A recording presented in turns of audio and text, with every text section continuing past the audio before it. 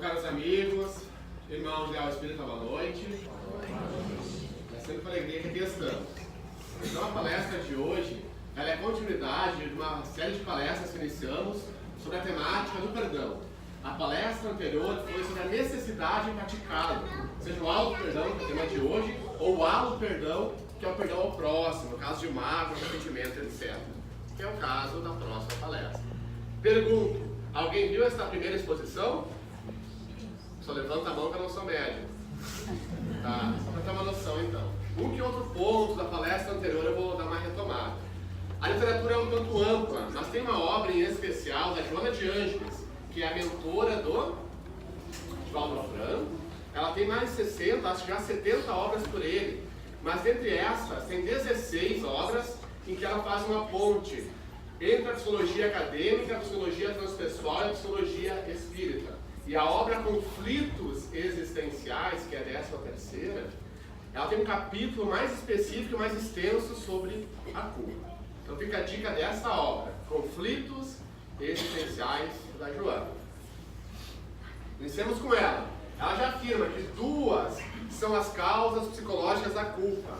A que procede da sombrescura do passado, da consciência que se sente responsável por males que haja praticado em relação a outra pessoa, até um grupo. E a que tem a sua origem na infância, como decorrência da educação que é ministrada, que é passada. Então, pela educação primeiro. Muitos de nós recebemos, e até repassamos também, uma educação mais castradora psicologicamente falando, que tende a impor, a criar culpa na criança. Um pequeno exemplo.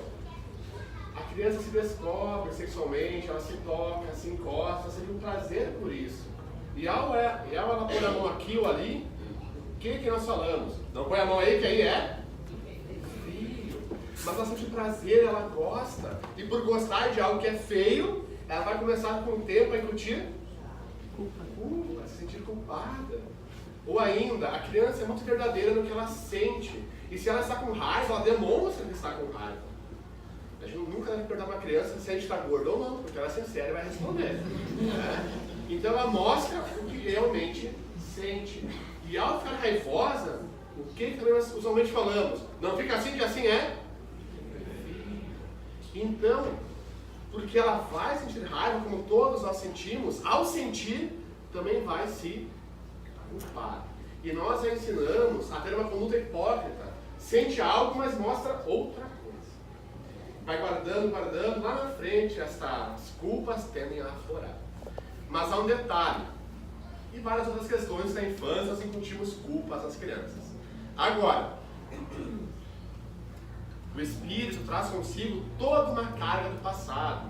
Na sombra psicológica, na linguagem guiana, é o que está no inconsciente nosso. Mas esta sombra escura, é lá onde nós jogamos o porão da consciência, digamos, as culpas, os atos que a gente não digeriu ainda, a gente vai jogando tudo lá para baixo, digamos. E o que nós passamos nesta vida, na infância principalmente, ela tende a acalmar, harmonizar ou acordar, aflorar toda uma carga de culpas que nós trazemos de antes. Então, por exemplo, vamos supor que esse espírito já carregue consigo várias culpas em relação à própria sexualidade de vidas passadas. Então, ao receber agora uma educação mais castradora, psicologicamente falando, em relação ao sexo, a culpa de agora, da infância, vai se somar e vai acordar e aflorar toda uma culpa de vida passada. Então, a culpa tende a ser muito maior. Ela pode ficar com um processo de timidez muito grande, na adolescência, até a idade adulta, ter várias dificuldades em relação à própria sexualidade e por aí vai.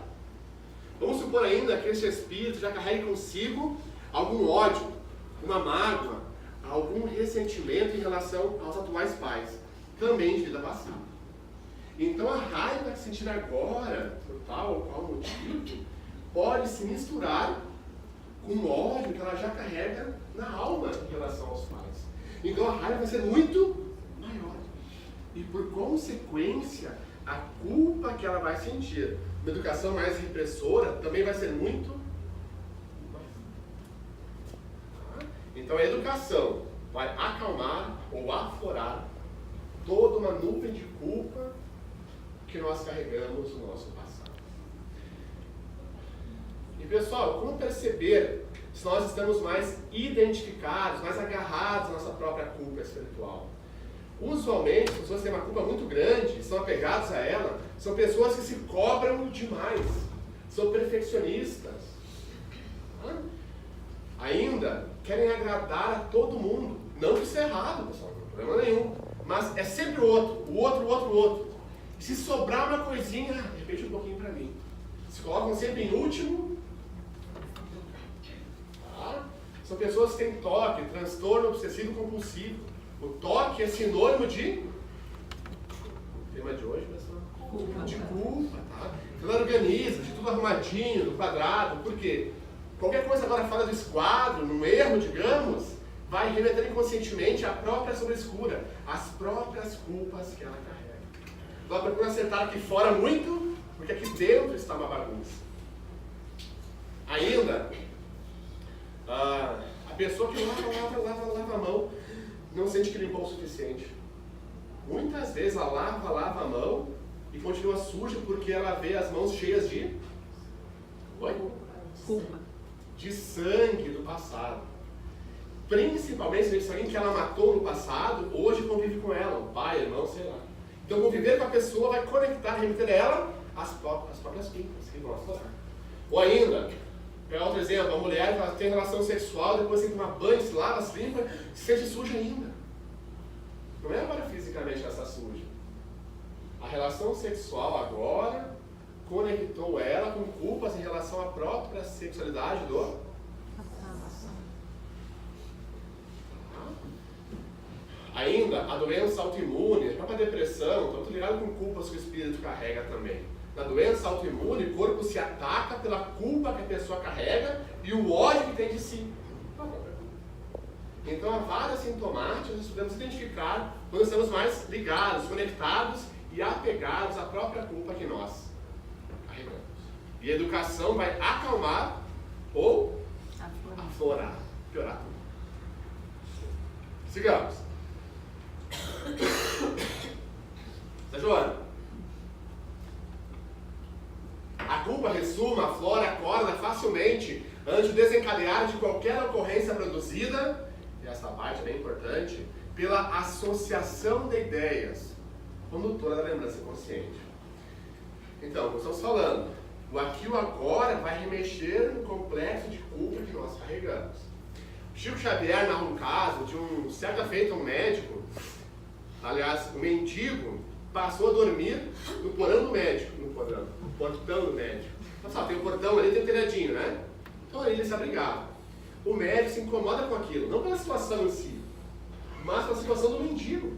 Quis auxiliá-lo.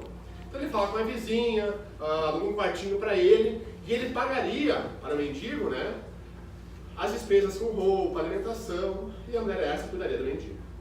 Para lá, o médico leva o mendigo, que não suporta lá ficar, e retorna mais uma vez para o portão. O médico se encasqueta com aquilo, mas será que é um espírito muito orgulhoso? Será que achou muito pequeno, muito simples? Vou fazer melhor. Aluga um lugar melhor ainda, uma pensãozinha mesmo, e mais uma vez, custearia todas as despesas. E para lá leva o mendigo, que também não suporta lá ficar. Então ele retorna para o portão do médico, e o médico este procura Chico Xavier. Olha só, Chico, explica o caso. Eu quero auxiliar ele. Mas ele não aceita ajuda. O que se passa? Aí o Emmanuel, que é do Chico, esclarece que este atual mendigo, na outra reencarnação, foi uma pessoa de muito poder, tinha muitas terras, muito dinheiro. E na ambição, na cobiça, ele queria sempre mais. E pelo próprio poder, ele acabou expulsando, sem compaixão alguma, várias famílias de suas próprias terras, casas, deixando elas sem terra. Depois, então, quando desencarna e a consciência acusa, tá? Ele forma um complexo de culpa gigantesco. E hoje reencarna na mendicância já como uma forma de resgate. E quando era levado, como neste caso do médico, para um lugar bom, quentinho, agradável, que pudesse ter uma qualidade de vida melhor, quem aflorava por associação de ideias, a culpa de antes. tu não merece. Tu não merece ficar num lugar bom. Então veja bem, não era Deus culpando, não era o capeta, não era ninguém. Era a própria consciência. Esse complexo de culpa vinha enquanto que de ansiedade, de pânico. Então eu não conseguia ficar ali. E tinha que voltar mais uma vez para um lugar de piores condições. Então é a própria pessoa que se condena. Então o famoso auto-boicote, pessoal, é culpa. Assim em relacionamentos, um trabalho estável, uma família harmoniosa, quando nós nos boicotamos frequentemente alguma coisa, até saúde física, peso, isso, aquilo, tem alguma culpa mais profunda em que nós, no sentido de autopunição, não nos permitimos ainda ser felizes e ficarmos bem. E nós somatizamos a culpa de várias formas, até no corpo físico. Doenças aqui, ali, depressão, como falei antes. Eu vi uma mulher que nas crises depressivas dela, ela ficava com o braço direito dormente. Às vezes, a semana inteira com o braço dormente. E nunca achou nada fisicamente falando. Aí, com o tempo, ela se procura, se trabalha, etc. E ela faz uma incursão ao passado, uma regressão de memória. E bem resumido, ela viu que no passado ela teve várias questões que ela fez equivocadas, vários erros, mas tinha um, especificamente, que pesava muito nela. Ela tinha um marido, engravidou dele, e durante a gravidez, ela acaba tendo um amante. E assim que a criança nasce, o próprio filhinho passou a ser um estorvo para os encontros com o amante. Então ela, óbvio, para o psicopata, ela decide se livrar do estorvo. E ela afoga o filhinho na banheira, mata afogado ele com o braço. Então hoje, nesta culpa, vinha a consciência, também por associação de ideias, ela fazia uma crise conversiva. E boicotava o movimento no braço, em função da culpa carregada. Então, de várias formas, pessoal, no nosso dia a dia, nós nos conectamos. Em filmes, em livros. Usualmente, o que me incomoda lá fora não está lá fora, está aqui dentro. Vamos falar mais sobre isso. Sigamos. Como é que é o processo, pessoal? Todos nós temos o que dentro de nós? Alto amor. Todos nós amamos, em maior ou menor grau. O próprio egoísmo é uma forma de amor. Mas é o amor preso, retido em si mesmo. Primeiro eu, depois os meus e os outros que se ferem. Isso é egoísmo. Mas é amor. Que é a base do altruísmo, obviamente, lá na frente.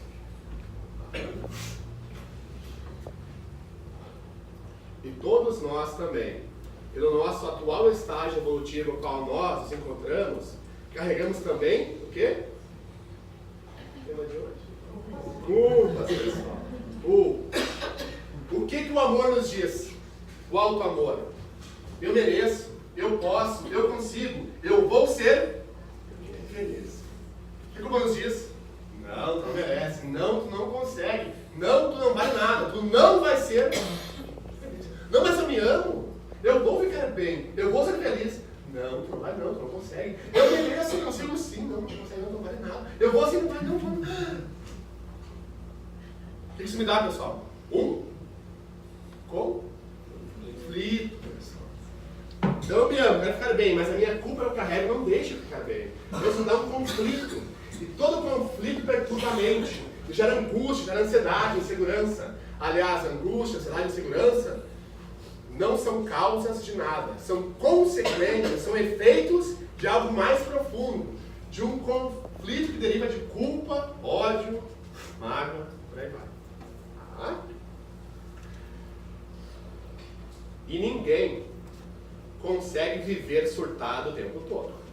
Alguns parecem que conseguem, pessoal, mas não dá. Porque senão o próprio estresse, a carga hormonal física, nós iríamos adoecendo, ficaríamos doentes e morreríamos logo.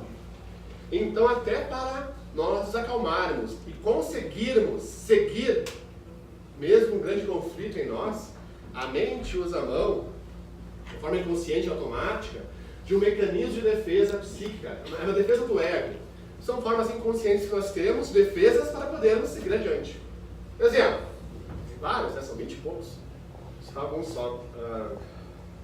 Negação. A pessoa nega o fato. Dois amigos conversando e um pega o celular, olha só, fulaninho. A tua mulher com o outro cara aqui, ó. Imagina o conflito que vem de tendo que lidar com aquilo ali. Então ele vai negar. Isso é montagem, isso é mal feito ainda, isso não aconteceu, isso é uma mentira. Né? Então ele nega o fato. Ainda, projeção. Eu projeto no outro aquilo que eu sou. O que todo teimoso diz? Ninguém aqui é teimoso, pessoal. Ele é tão teimoso, né, que ele diz que teimoso é o outro. E teimoso é quem teima com ele. Ele espera do outro aquilo que ele é, pessoal. Ciúme. O casal está tranquilinho ali, digamos, relativamente feliz. Por tal qual motivo, um começa a trair. Usualmente, o que começa a trair é o que fica extremamente ciumento. Porque ele passa a esperar do outro aquilo que ele está fazendo. Ou ela, né, pessoal? Você vai ter cônjuge de ciumento aí, ó, abre o olho. Ah, pessoal, fica a dica. Mas também insegurança, muitas questões por trás. Mas a projeção, esperando do outro aquilo que eu. Ainda, deslocamento. Eu desloco de um objeto para o outro, minha dificuldade ali. Me estressa um monte com o chefe. Se eu brigar com o chefe, né, eu sou demitido. Isso, aquilo. Então, guarda aquele conflito todo, chega em casa e briga com quem? Com a esposa, com os filhos, com o cachorro. Em alguém vou deslocar que tem um conflito inicial. Tem um fato um pouco curioso. Já vi mulheres, por exemplo, com um pânico em relação a rato, a sapo e outros bichos. Sei que é um bichinho nada legal, mas enfim. Mas elas entravam em pânico. E algumas incursões inconscientes, a direção era o seguinte, já foram abusadas em celeiro, que tinha alguém em volta, ratos. Então ela deslocou todo o trauma do abuso para o bichinho. Isso é um deslocamento. Ainda, para finalizar, racionalização. Algo me incomoda, roubei meu chefe. Você instala automaticamente o que em mim? Até que Kardec pergunta, onde são escritas as leis de Deus? A resposta é na consciência. Então quando eu ajo errado, eu sei que eu agi mal. Eu sei que eu agi errado. E automaticamente se instala a culpa. Em maior ou menor grau. Então eu fico um pouco inquieto aquele dia, um pouco ansioso, não durmo bem à noite. Ela se instala.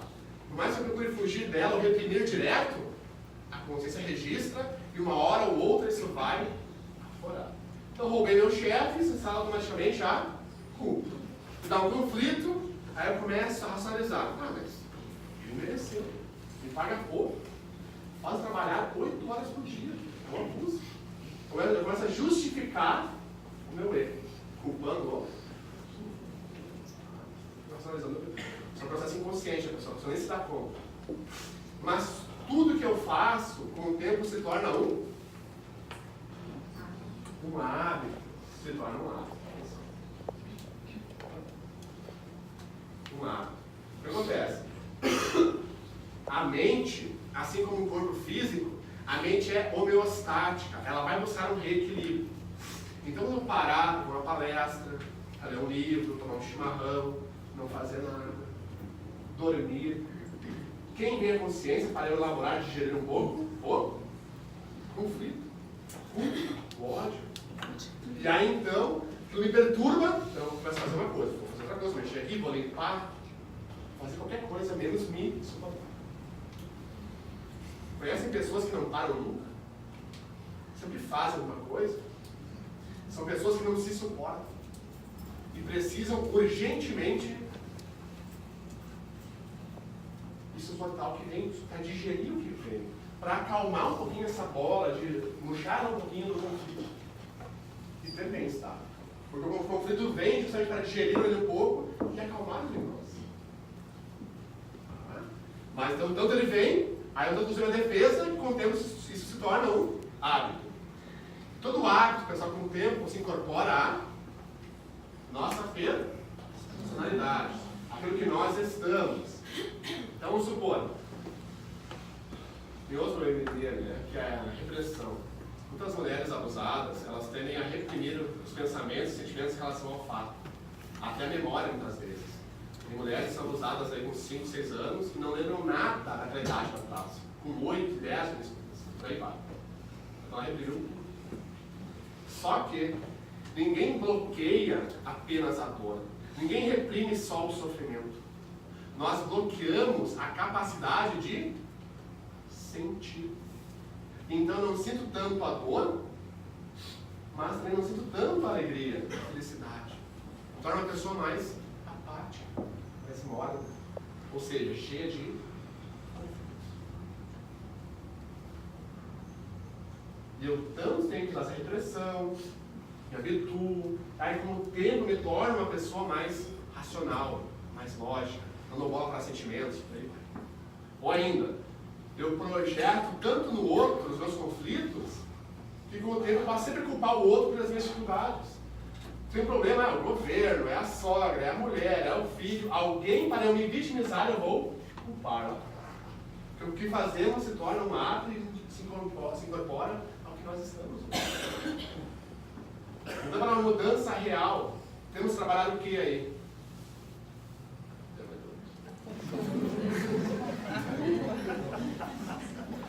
O alto.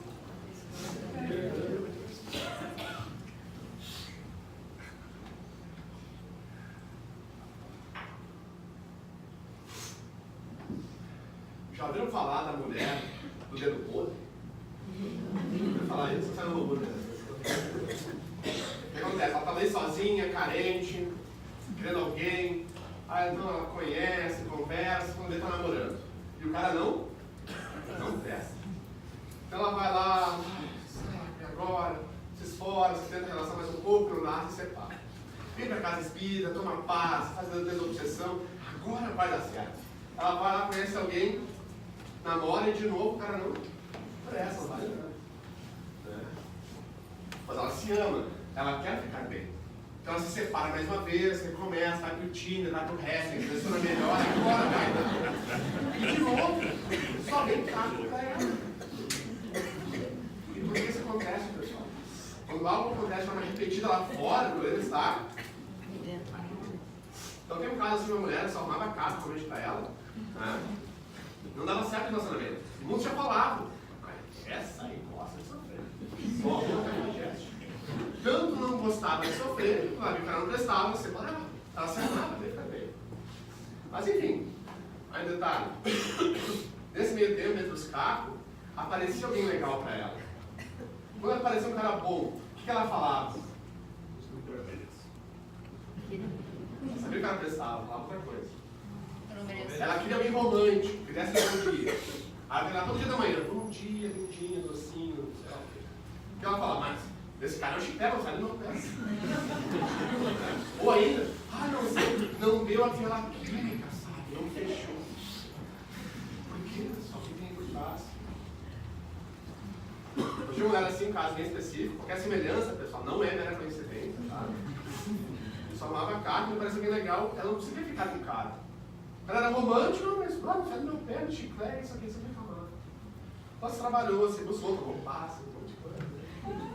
Depois ela viu uma incursão inconsciente, bem resumido, que no passado ela tinha um marido. Era casada, mas ela era muito ciumenta. Uma crise de ciúmes muito forte, ela vai lá e dá um golpe no marido, cabeça, e mata o infeliz. Ela é presa, ela sai da prisão, se prostitui para se manter, engravida, aborta, se mata. Só desgraça. E antes de se matar, pessoal, o que ela disse para ela? Eu não valho nada. Eu tinha alguém que me amava e olha o que eu fiz. Eu não presto. Eu não mereço ninguém que me ama. Eu não mereço ser feliz. Então vejamos. Olha a nuvem de culpa que ela carregava hoje. Que era mais forte que o amor dela, o alto amor. Então ela atraía relacionamentos não para ser feliz, para ser amada, mas para sofrer. Para comprovar o que ela sentia dela mesma. E é por isso que ela achava alguém legal, não dava aquela química. Na química dela, ela queria sofrer. Então, no fundo, ela tinha que o quê? Se Perdoar, se trabalhar, buscar aqui dentro, pessoal, não lá fora. O mesmo vale para emprego, se não para emprego, se é um emprego legal, um relacionamento, família, não é lá fora somente, pessoal. Óbvio, quanto maior é a culpa que a pessoa carrega, maior o esforço em fazer para se automar. Aí quando dilui um pouco a culpa, aquela força do amor permanece, então teve uma aprendizagem por trás. Mas o auto-perdão elimina o que no quadrinho aí? A culpa. Ou dilui ela bastante.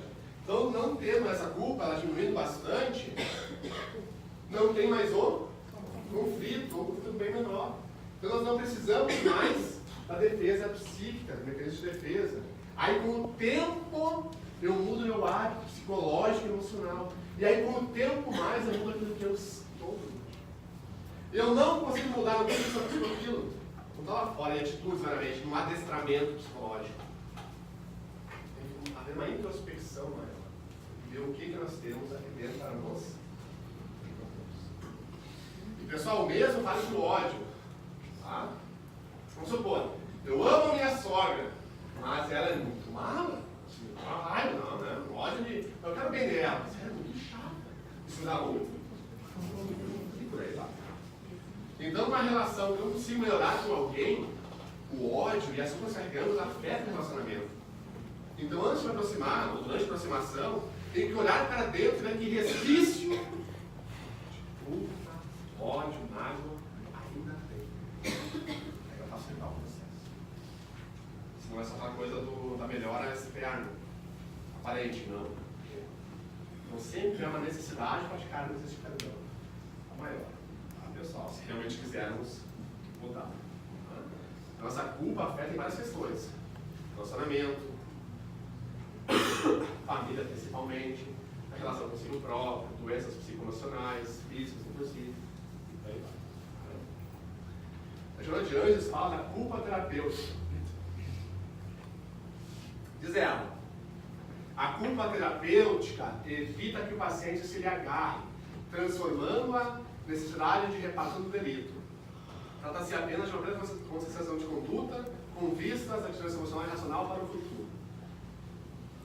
Ela diz, culpa terapêutica. A culpa, pessoal, ela não é ruim. A culpa é boa. Porque ela dá uma dimensão do tamanho do erro. Para nós nos conscientizarmos do erro e repararmos ele. O problema nosso é o apego, é o excesso de culpa que nos leva à autopunição. Quem não sente culpa é o psicopata. Mas ele não sente a culpa agora, mas a consciência registra. Então, no mundo espiritual, no umbral depois, ou nas próximas reencarnações, em que ele sofre o que fez sofrer, a própria dor vai sensibilizá-lo de novo. E aí quem vai acordar? A culpa. Nessas são as próximas reencarnações, não vai bem. A conta vem por juros. Então haviam 3 médicos, recortes da Primeira e Segunda Guerra Mundial. E esses médicos, eles só atendiam aos seus soldados, aos aliados. Depois, quando mais tarde eles desencarnam, eles formam um complexo de culpa gigante, enorme. Não pelo mal que fizeram, mas pelo bem que deixaram de que o médico tem que atender todo mundo, não importa.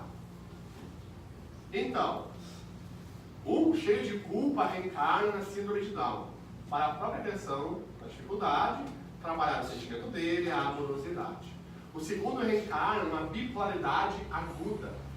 E o terceiro médico, então, se conscientiza da culpa, a usa de forma terapêutica, reencarna para ser um médico sem fronteiras. Sem fronteiras. Então ele vai reparar aonde ele errou. Então ele usou a culpa para ter consciência disso e fazer a parte que lhe compete. Então a autopunição não é Deus punindo, pessoal, não é a vida. Somos nós que chicoteamos. Então usemos a culpa, erramos sim, mas podemos sempre recomeçar. Não importa a gravidade do nosso erro. Nós conhecemos agora desde novo. boa, mas o excesso, o apego que é ruim. Sigamos. Então, o auto-perdão.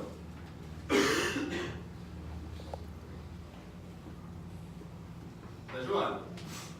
Na obra Constelação Familiar. Essa obra, Constelação Familiar, para mim, particularmente falando, depois da série psicológica dela, para mim, melhor livro dela. Fica a dica, um livro excelente. Ela afirma: enquanto o espírito não perdoa as ofensas de que foi objeto, não tem recursos para perdoar-se a si mesmo, pelos disparates e erros que se permite.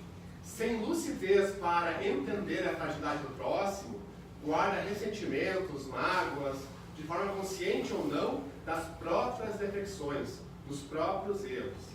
Tá? Para atormentar agora ou, inclusive, no futuro.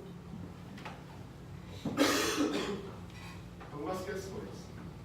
Eu só sofro hoje o que eu fiz sofrer. E não como punição, mas como fator educativo da vida. Para eu sofrendo o que eu fiz sofrer, me colocar no lugar do outro. O que eu não fiz? Então, toda dor tem um porquê e um para quê, um propósito. Até vou repetir o caso que eu na outra palestra. Aqui uma mulher, então, depressiva, tentou se matar, inclusive, e o que levou ela a adoecer foi um ódio muito profundo da atual reencarnação. E o padrasto dela, nessa encarnação, a estuprou várias vezes na infância. Então, por ódio a ele, ela acabou adoecendo. Inclusive, querendo tirar a própria vida. E é um detalhe. Atualmente, ela não entrava em igreja. Ela odiava padre. Ver o Papa na TV a incomodava muito. Repetindo, o que eu vejo lá fora me incomoda, o problema está dentro. Então depois ela se buscando, se trabalhando, ela viu que ela foi o que no passado, pessoal? Um padre pedófilo. Então o padrasto atualmente, ela já resgatou em parte os delitos dela. Mas para quê, pessoal? Dor não é punitiva, ela é educativa. Uma para se ficar no lugar do outro, que não fez antes, e ver como não fazer mais. E principalmente, era a grande oportunidade dela em tentando compreender. Pessoal, não é justificar, tá? Fique bem claro. Mas procurando entender, compreender o padrasto e com o tempo tentar perdoá-lo, perdoando a ele, ela trabalharia automática e inconscientemente um auto-perdão. Quando ela própria fizer muito pior. E quanto mais ódio por ele atualmente, mais ódio por si mesmo. Então vejamos, o mal que me chega não é mal. É a lei de causa e efeito que me alcança hoje, visando o meu resgate, mas principalmente a minha grande oportunidade, através do outro, me perdoar. Recuperar aos poucos a minha própria parte. Muitas vezes é desconfortável ouvir uma coisa dessas, tá, pessoal? Que nós somos responsáveis pelos males que nós causamos. Mas também somos nós mesmos os responsáveis pelo bem que recebemos, semeando o bem. A semeadura é livre, podemos plantar o que nós quisermos, mas a colheita é obrigatória. Então, a traição que me chega hoje, o abandono, a falcatrua, o roubo, isso, aquilo, é a lei que me alcança, me dando a oportunidade de olhar para o outro, ser um espelho para olhar. Então, aproveitemos o que nos chega hoje. Saiamos da posição de vítima, e perdoando, recuperarmos a própria. É uma oportunidade. São Joana ainda. O arrependimento puro e simples, se não a compreensão reparadora, é tão inócuo e prejudicial quanto a falta dele.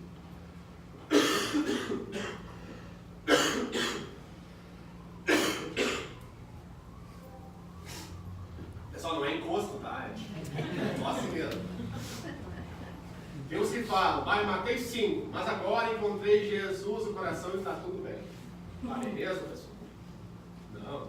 Excelente, achou Jesus no coração. Mas com ele no coração vai reparar o que tu fizeste, vai fazer o bem. Porque se eu me arrependo, eu não procuro reparar o mal, eu não me arrependi, pessoal. Uma coisinha assim, ó. Ah, me arrependi aí, patrão. Então agora, né?